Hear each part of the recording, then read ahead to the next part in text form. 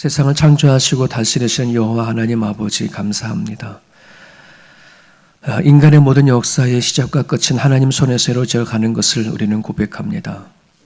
이 땅에 인간의 악한 것과 선한 것을 통해져서 하나님의 뜻을 이루셨고 또 이끌어 가신 것을 우리는 믿습니다. 전쟁에 능하시는 여호와 하나님 아버지, 세상에 수많은 전쟁의 소문이 들립니다. 민족과 민족이 아버지의 내전에 있는 나라들도 많이 있습니다. 그럼에도 불구하고 곳곳에 이 어려운 때에 복음이 흘러가게 하시고 복음의 능력이 힘있게 나타나게 해주심을 하나님 감사합니다. 최전방의 사역지에서 사역하는 선교사님들 기억해 주시고 아버지 하나님 힘을 다하여 뜻을 다하여 애쓰고 수고하는 그들의 메시지 위에 하나님의 능력 허락하여 주옵소서.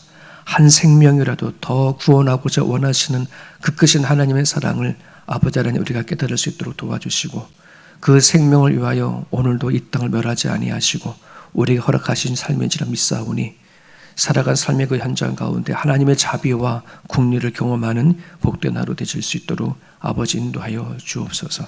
아버지, 저들에게 찾아온 매주마다 예배를 사모할 수 있도록 도와주옵소서. 어느 때보다도 마음을 다하고 뜻을 다하여 드려지는 예배 되게 하셔서 사람이 받는 서비스가 아니라 하나님 앞에 영광 올려드리려는 서비스가 될 수 있도록 도와주셔서 기쁜 마음으로 감사하는 마음으로 즐거운 마음으로 예배하는 우리 모두가 되어줄 수 있도록 아버지 축복하여 주옵소서. 특별히 어린아이들 뱃쓰는 선생님들을 붙잡아 주시고 아버지 이들이 연약하지 아니하도록 도와주옵시며 말씀 준비되어 온 것이 선포되어질 때에 어린아이들이 듣고 이해하고 깨닫고 행동으로 바꿔지는 삶들이 그들 가운데 일어날 수 있도록 도와주옵소서. 감사하며 예수님의 이름으로 기도합니다. 아멘. 민수기 23장입니다. 민수기 23장.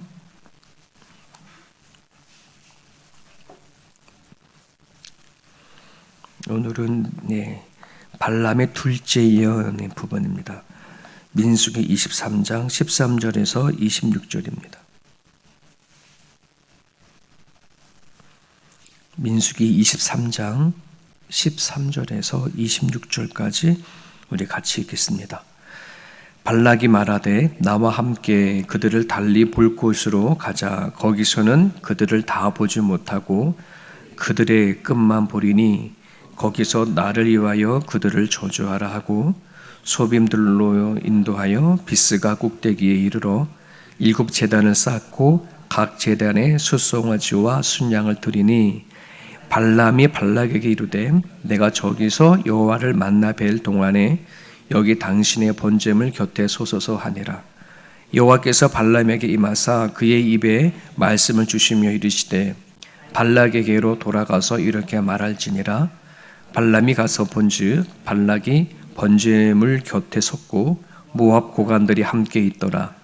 발락이 발람에게 이르되 여호와께서 무슨 말씀을 하시더냐? 발람이 예언하여 이르기를 발락이여 일어나 들을지어다. 십볼의 아들이여 내게 제세히 들으라. 하나님은 사람이 아니시니 거짓말을 하지 아니하시고 인생이 아니시니 후회가 없으시도다. 어찌 그 말씀하신 바를 행하지 아니하시며 하신 말씀을 실행하지 않으시랴. 내가 축복할 것을 받았으니 그가 주신 복을 내가 돌이키지 않으리라. 야곱의 허물을 보지 아니하시며 이스라엘의 반역을 보지 아니하시는도다. 여호와 그들의 하나님이 그들과 함께 계시니 왕을 부르는 소리가 그 중에 있도다. 하나님이 그들을 애굽에서 인도하여 내셨으니 그의 힘이 들소와 같도다. 야곱을 해할 점술이 없고 이스라엘을 해할 복술이 없도다. 이때 야곱과 이스라엘에 대하여 논할진대 하나님께서 행하신 일이 어찌 그리 크냐 하리로다. 이 백성이 암사자 같이 일어나고 숫사 같이 일어나서 움킨 것을 먹으며 죽은 피를 마시는 이전에는 눕지 아니하리로다 하며 발락이 발람에게 이르되 그들을 저주하지도 말고 축복하지도 말라. 발람이 발락에 대하여 이르되 내가 당신에게 말하여 이르기를 여호와께서 말씀하신 것은 내가 그대로 하지 않을 수 없다고 하지 아니하더이까. 아멘. 아멘. 오늘 민수기의 오늘 말씀을 통해서 기도 제목을 찾고 또 그 기도를 하며 하루를 보내는 그런 시간이 됐으면 좋겠습니다. 발락이라 모압의 왕 발락이 자신의 땅에 모여 있는 이스라엘 백성들, 너무 많은 수죠. 그들이 바라보고 있는 것만으로도 두려워하는 이 모습입니다. 이들이 아모리 족속을 어떻게 하고 그 자리에 왔는지 너무나 잘 아니, 모압이라고 하는 이 나라도 이스라엘 백성들에게 당하면 어떡하나라고 하는 그 근심이 결국은 거짓 예언자이기도 하고 점술가도 하는 이방인의 그 발람을 찾아가서 이스라엘의 민족을 저주를 하게끔 그렇게 부탁을 받아서 시작이 된 이야기입니다. 그렇게 해서 발람을 불렀는데 첫 번째 예언이 바알 산당에서 높은 이스라엘 백성이 다 보이는 곳에서 그 입술을 열어서 예언한 것이 저주가 아니라 도리어 복이었죠. 그래서 어저께 발람이 첫 번째 이스라엘을 향해서 선포한 그 복은 저 수많은 이스라엘의 민족은 하나님이 예언하셨고 또 언약하신 것에 대한 성취다, 성취의 결과물이다, 이런 식으로 선포를 했어요. 그리고 그랬더니 이 발람이 화가 나는 거죠. 어떻게 내가 당신에게 어떤 공을 들였고 어떻게 대접을 했고 뭘 얼마나 줬는데 어떻게 이런 식으로 이렇게 할 수 있냐. 그래서 발람이 혹시 이 발람이라고 선지자가 이스라엘 백성이 너무나 많이 보이는 그 꼭대기에 올라가서 하라고 하니 겁을 먹고 저랬나, 이렇게 생각을 했던 것 같아요. 그래서 다른 쪽으로 데리고 가요. 다른 쪽으로. 그래서 거기에 보면 비스가산 꼭대기라 하는데, 여기를 보면은 이스라엘 백성들 전체가 다 보이는 게 아니라 한 끄트머리 일부분만 보여요. 그러니 이 발람 선지자가 조금 이스라엘 백성들이 좀 보잘것 없거나 조금 이렇게 눈에 보이는 게 잘 보이지 않으면 좀 저주하기가 조금 더 쉽지 않을까, 인간적인 방법을 동원해서 발람을 데리고 올라가죠. 거기서 발람은 이전과 똑같이 7제단을 쌓습니다.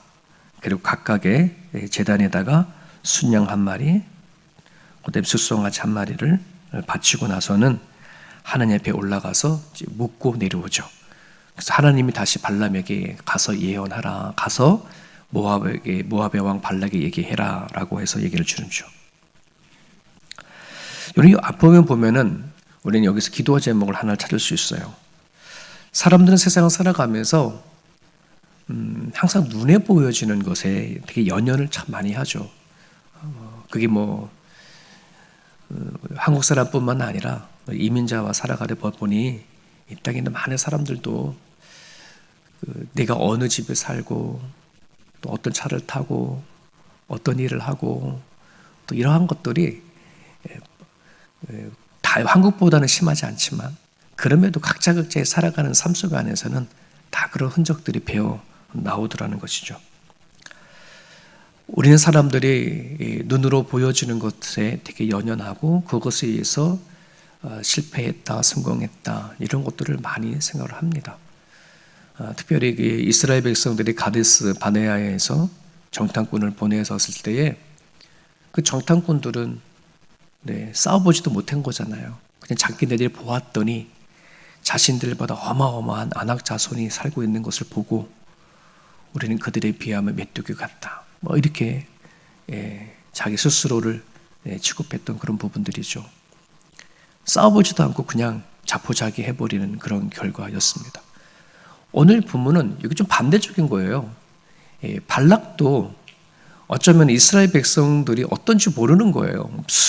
엄청나게 200만이 넘는 그 수가 몰려왔고, 그런데도 이제 이 발락의 입장 안에서는 조금 사람들이 적게 보이면 뭔가 좀 우리는 해볼 만하겠다라고 하는 그런 생각을 갖고 있는지는 이제 모르겠지만은, 발람이 저주가 아닌 복을 선포하는 것이 아무래도 눈에 보이는 것 때문에 그렇다라고 생각하는 이 발람의 이 모습이 오늘도 우리들이 살아가는 삶 가운데 종종 그런 사고와 그런 개념들이 좀 있는 것을 우리는 보게 되어집니다. 저나 여러분들이나 인생을 살아갈 때에 항상 남들과 비교하고 하는 사람들이 참 많았죠. 저도 어렸을 때부터 이렇게 살아오면서 이게 본능인 것 같아요. 본능이면서 저 사람은 어떻게 사나, 저 사람은 어떤 길로 가나, 항상 우리는 이렇게 그렇게 살고 싶지 않아도 또 그런 사회 속에 살아가고 있지 않습니까? 경쟁의 시대 속에 살아가다 보니 그러다 보니 우리는 항상 눈에 보이는 것에 항상 연연하고 힘들어하고 또 더 좋은 것을 위해서 살아가려고 하고 애쓰고 하는 우리들의 모습인데, 이제 그러한 사고들이 하나님 안에서 좀 교정이 돼야 되고 또 바꾸어져야 되지 않을까 싶습니다. 바울이 얘기했던 그 유명한 말씀이 있었죠. 우리는 질그릇 같은 우리 몸에 보배를 갖게 되어졌다. 그러기에 우겨싸움을 당해도 우리는 결코 낙심하지 않고 절망하지 않는다. 답답한 일을 당해도, 박해를 받아도, 꺾으림을 당해도 낙심하지 않고 도리어 그 모든 것을 통해서 예수의 생명이 우리에게 나타나는 거다. 이렇게 고백했던 바울의 그 신앙의 고백이 오늘 우리들에게 참 필요한 때가 아닌가, 이런 생각이 되어집니다. 눈에 보여지는 걸로 사는 게 아니라 내 안에 무엇을 가졌는가 하는 그 중요한 가치를 가지고 살아가야 정말 내가 살아간 순간순간에 예수의 생명이 나타나지. 그러지 아니하면 우리는 자꾸 내 스스로의 삶 속에 자족하지 못하고 또 기뻐하지 못할 때가 참 많이 있습니다. 그런 부분들 안에서 눈에 비춰지는 것을 보고 살아가는 것이 아니라 우리 안에 보이지 않는 내 안에 계신 하나님을 의지하고 살아갈 수 있었으면 좋겠습니다. 하나님을 만나고 온 발람이 두 번째 예언을 합니다. 18절부터 24절까지의 내용인데요. 이걸 내용을 간추려서 얘기한다면 하나님은 사람이 아니다. 하나님은 우리랑 다르기 때문에 당신께서 약속하신 것은 반드시 이루시는 것이고, 그리고 하나님께서는 이스라엘을 이미 택했고 복을 내리셨다. 그래서 하나님은 그 생각과 뜻을 돌이키지 않는다. 이렇게 얘기를 하면서 뭐를 하냐면 하나님이 이스라엘 백성에 대해서 아무 불만도 없고 어떤 잘못도 찾지 못한다. 근데 21절에 보면 그렇게 말하는 거예요. 야곱의 허물도 보지 아니하시며 이스라엘의 반역을 보지 아니하시는도다. 근데 재미있는 표현이 이스라엘 민족, 즉 야곱의 민족, 이들이 허물이 없는 게 아니에요. 반역을 안 한 거 아니에요. 허물도 많고 반역도 되게 많이 했어요. 그런데 하나님이 뭐 한다는 거예요? 보지 않겠다라고 하는 것이지, 그들이 허물이 없어서 반역을 하지 않아서 하나님을 선택하고 또 그들 가운데 계시고 그들 가운데 일하는 것이 아니란 말이에요. 오늘 두 번째, 하나님은 발람의 입을 열어서 이스라엘 백성들을 축복하시는 그 핵심적인 것이 뭐냐? 이스라엘은 내 백성이야. 건들지 마. 이런 뜻이에요. 네. 내 백성이야. 건들지 마. 내 자식이야. 건들지 마. 이미 내가 낳았어. 내 자식이야. 내가 선택했어. 얘네들이 허물이 있든 말든 반역을 하든 말든 내 자식이고 내가 얘네들을 이끌어 갈 거고 이들에 함께 할 거고 나는 이들의 하나님이다. 이 얘기를 지금 풀어서 얘기를 하는 거거든요. 어쩌면 정말 되게 멋진 하나님이시죠. 우리가 그 출애굽 이야기를 쭉 들어보면은 정말 이스라엘 백성들이 그렇게 큰 은혜를 받고 엄청난 기적을 경험했음에도 불구하고 끊임없이 하나님을 향해서 불평하는 이스라엘 민족을 보면 아이고, 아니 많고 많은 민족들 중에 꼭 저런 민족을 선택을 해서 저렇게 데리고 가시려고 하시나 싶습니다. 그죠? 그래서 끝내는 말 잘못해가지고서 40년 동안 광야 생활을 돌고 그의 후손도 똑같이 그좀 변한 것이 없이 또 하나님을 원망하는 그런 일들이 계속 보이잖아요. 참 그걸 보면서 우리는 혀를 칠칠 모르지만은 근데 결국은 그게 우리라는 거죠. 우리 자신이라는 거죠. 우리가 뭐 얼마나 특별히 잘났고 얼마나 우리 하나님을 잘 믿어서 우리가 하나님의 특별한 선택을 받았겠습니까? 그렇지 않습니다. 우리도 허물도 있었고 하나님 향한 반역도 하고 하나님이 이끄신 것 임신도 원망도 불평하며 살았던 우리들의 모습들인데, 네. 근데 이런 말씀을 통해서 하나님 뭐 하는 거예요? 내가 택하고 내가 선택한 민족, 내가 함께하는 그 민족인데 건들지 마. 내 자식이야. 이런 얘기를 하는 거예요. 여러분, 오늘도 하나님께서는 이스라엘 민족 발람을 통해서 이스라엘 민족만 이 얘기를 하는 것이 아니라 성경은 오늘 우리를 통해서 끊임없이 너희는 내가 택한 자식이 자녀이고 그리고 내가 너와 함께 하겠다라고 하는 임마누엘의 하나님을 끊임없이 우리에게 선포하고 이야기를 하고 계십니다. 여러분, 인생을 저도 뭐 끝까지 살아보지 않았지만 세월이 흘러가면서 정말 소중한 것은 마음의 여유다라고 하는 것을 좀 많이 느껴지는 것 같아요. 좀 전에 우리 기도할 때도 세상에 전쟁의 소문이 들어가면서 복음이 들어간다고 말씀을 드렸지만은 정말 우리가 살고 있는 이 시대, 또 앞으로 살아갈 시대에는 또 어떠한 수많은 일들이 우리를 기다리고 있는지를 모르겠습니다. 겨울은 겨울대로, 또 다가오는 국방부의 여름은 여름대로 더 힘든 삶이 우리를 기다리고 있을 텐데, 그러다 보니 우리의 마음은 항상 초조하고 또 조급하고 되게 복잡하기도 하며 분주합니다. 그렇다고 뚜렷한 답을 갖고 사는 것이 아닙니다. 그러다 보니 항상 우리들은 화려함을 갖고 풍부함 속에서 안에서도 늘 허전하고 불안해하고 공허하고 심지어는 우울한 시대를 속에 살아갑니다. 오늘날 이렇게 생각해 보면 지금까지 살아왔던 우리들의 삶의 역사 가운데 지금만큼 많이 누린 적이 있을까? 지금만큼 많이 가져본 적이 있을까? 라를 생각하면 그런 적이 없었거든요. 이 모든 인류를 통틀어서 지금 이 시대만큼 우리가 더 많이 가지고 누린 적이 없었어요. 그럼에도 불구하고 살아간 삶의 모습 안에 참 많은 우울증으로 사람 스스로 목숨을 끊는 일들이 비일비재하게 현재 일어나는 것을 우리는 보게 되어집니다. 하나님은 우리 인간을 지으시고 만드실 때에 하나님은 처음부터 하나님 안에서 우리가 만족하지 아니하면, 하나님을 우리 마음에 품지 아니하면 결코 우리들의 인생은 성공적인 인생으로 살아갈 수 없음을 성경은 끊임없이 얘기를 합니다. 그런 부분들 안에서 오늘 우리들이 받은 복이 얼마나 큰 것인지, 하나님이 우리의 하나님이 되어주시고 우리 안에 계시고 우리를 통해서 일하신다고 하시는 이 메시지가 얼마나 우리들에게 큰 은혜가 되어졌는지 모릅니다. 그러게 여러분, 늦지 않았습니다. 여러분이 살아가는 삶과 여러분 마음과 생각 가운데 하나님으로 채울 수 있기를 주님의 이름 축복합니다. 이사야 32장 17절에 공의의 열매는 아모스는 그렇게 얘기했죠. 공의를 정의같이 정의를 하수같이 흐를지어다라고 했던 것처럼 하나님이 정의와 공의는 하나님이 역사하시는 자리입니다. 일하시는 자리입니다. 이사야 32장 17절에는 공의의 열매는 화평이다. 그리고 공의의 결과는 영원한 평안과 안전이다. 하나님이 우리 가운데서 일하시고 역사하시는 것 안에는 우리에게 주고자 원하시는 화평이고 평안이고 안전인 것을 얘기를 하고 있습니다.